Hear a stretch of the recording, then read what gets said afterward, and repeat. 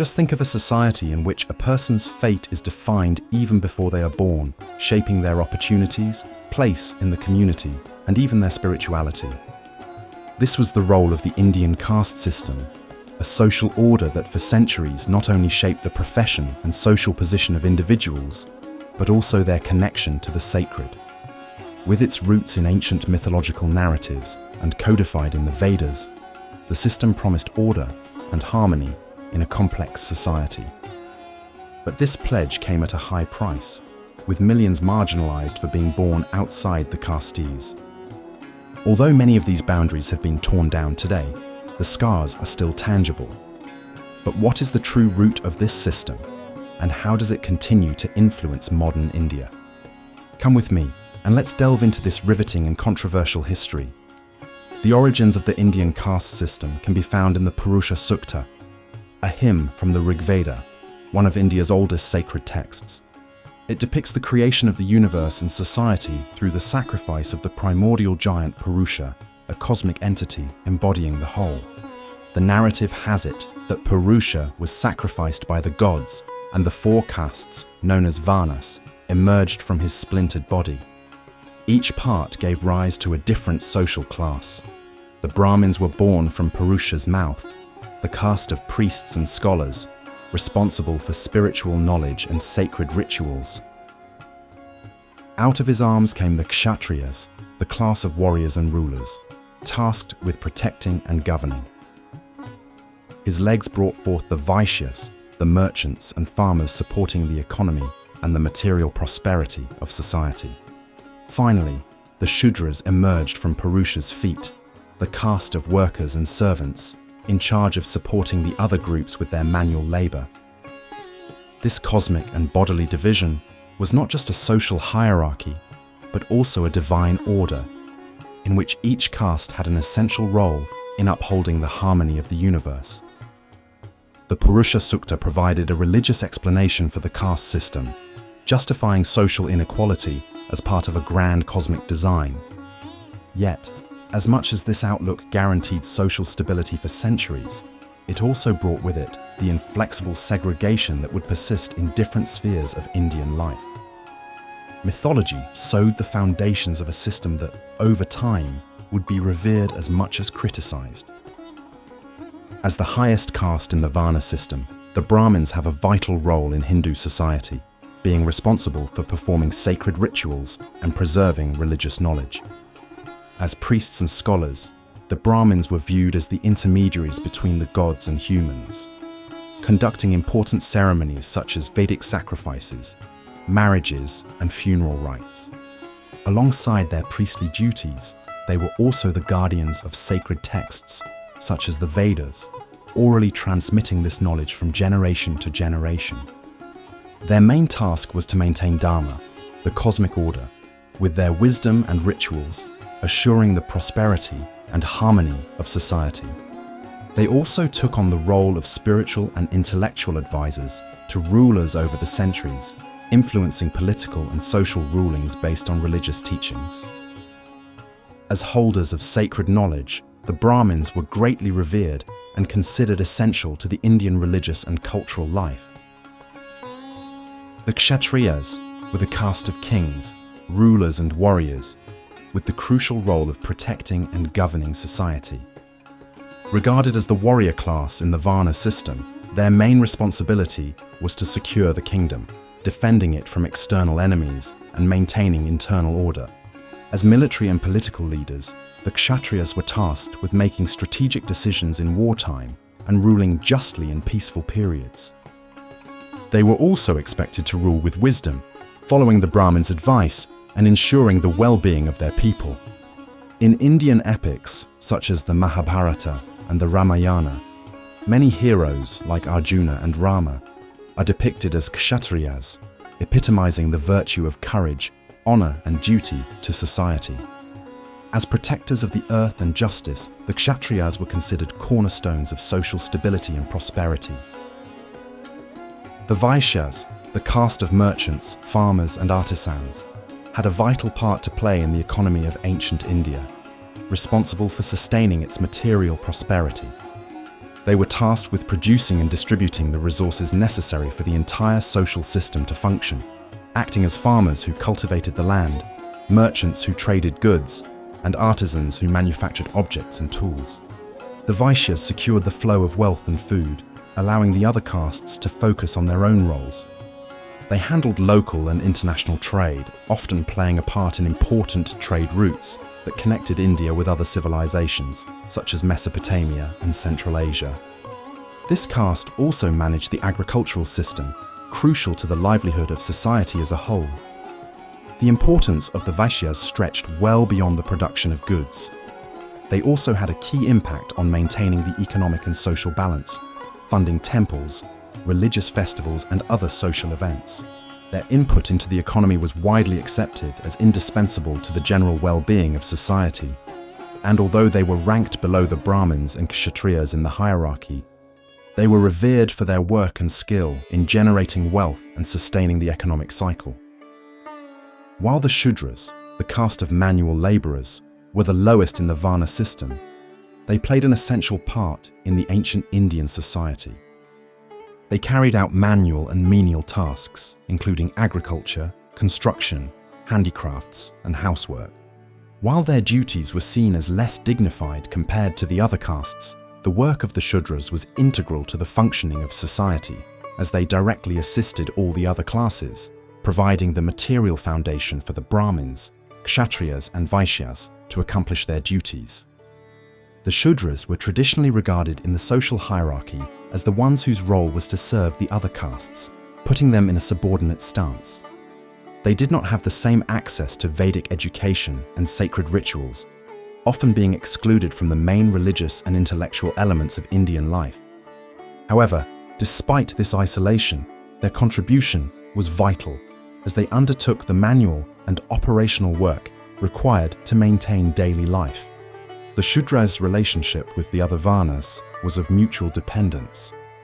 While the upper castes relied on the Shudras for manual services, for their part, the Shudras were protected by the Kshatriyas and spiritually guided by the Brahmins.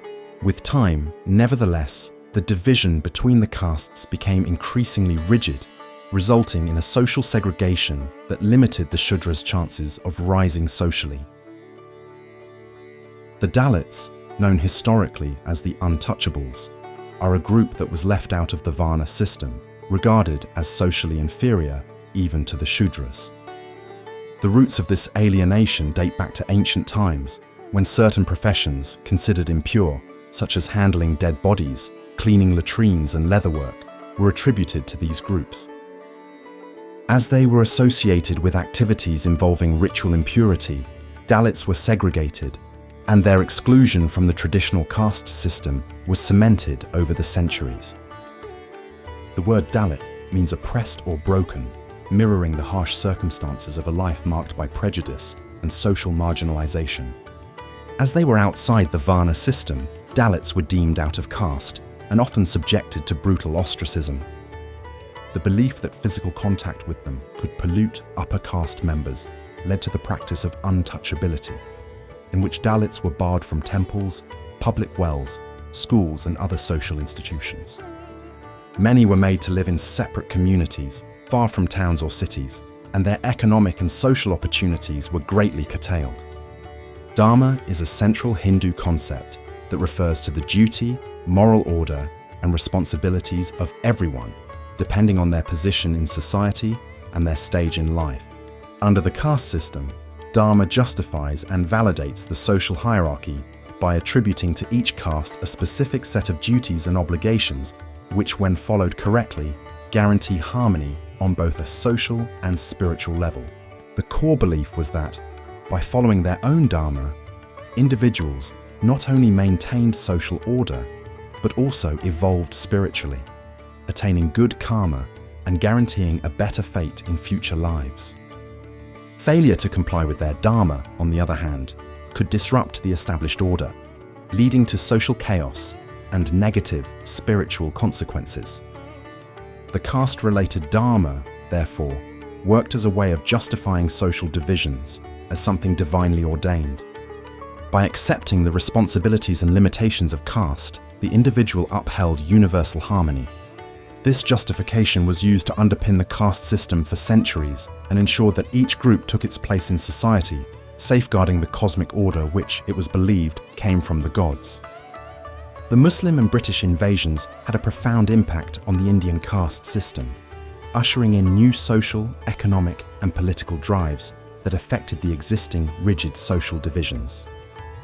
While the caste system resisted these changes, its structure and operations were significantly altered during these eras of foreign domination.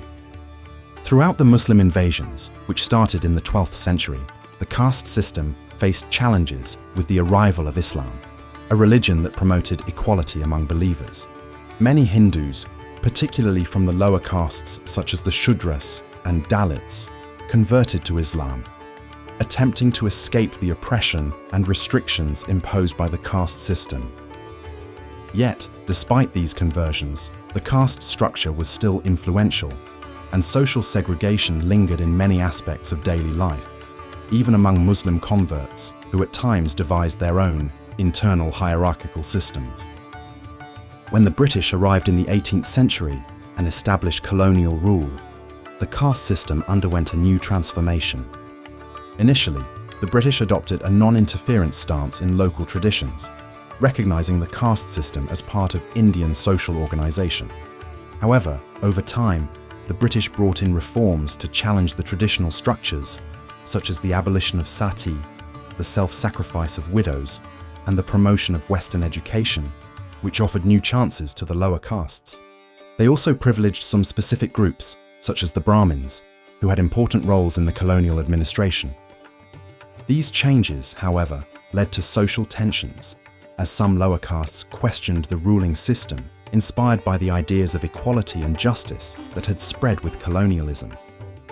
British colonization also led to social reform movements, like the one pioneered by Bhimrao Ambedkar, who fought for the rights of Dalits and the abolition of caste. While the caste system withstood these spells of domination, Muslim invasions and British colonialism laid the seeds for changes that would result in a new social and political vision of India, challenging the traditional caste system and its stringent hierarchies. Social reforms in modern India were a crucial turning point in the battle against the caste system. And few reformers had as lasting an impact as Bhimrao Ambedkar, one of the leading advocates of Dalit rights and the abolition of caste. Born in 1891 into a Dalit family, he experienced the discrimination and alienation imposed by the caste system, fueling his determination to fight against this oppression. Exceptionally educated, something rare for a Dalit at the time, he used his knowledge to become one of the most influential figures in the fight for the rights of the underprivileged in India. Ambedkar passionately believed that the caste system was one of the major causes of inequality and social injustice in the country. He maintained that true emancipation would only be achieved when untouchability and caste divisions were fully abolished. His campaign resulted in a series of revolutionary actions. In 1936, he published his well-known speech, Annihilation of Caste, in which he directly defied the system and demanded its overthrow. He also led protests to grant Dalits the right to access drinking water and temples, places traditionally closed to them. His greatest achievement came when he was invited to head the committee responsible for drafting India's constitution following independence in 1947. Through his influence, the Indian constitution added provisions banning caste-based discrimination and abolishing the practice of untouchability, a significant step forward in terms of equality and social justice. As well as Ambedkar, other reformers also helped fight for the abolition of castes. For instance, Gandhi devoted a significant part of his life to the cause of the Harijans, the name he gave to the Dalits, meaning children of God. Their approaches were different, as Gandhi aimed for gradual reform within the Hindu structure, while Ambedkar supported a more radical break. Both contributed to raising awareness of caste discrimination and fostering social change. Grassroots social movements and civil rights groups also emerged, demanding equal opportunities and an end to caste oppression. While the caste system has been officially abolished, its influence still pervades many areas of Indian society. But the reforms pushed forward by Ambedkar and other activists gave rise to a new social landscape in which the struggle for equality and justice still shapes modern India.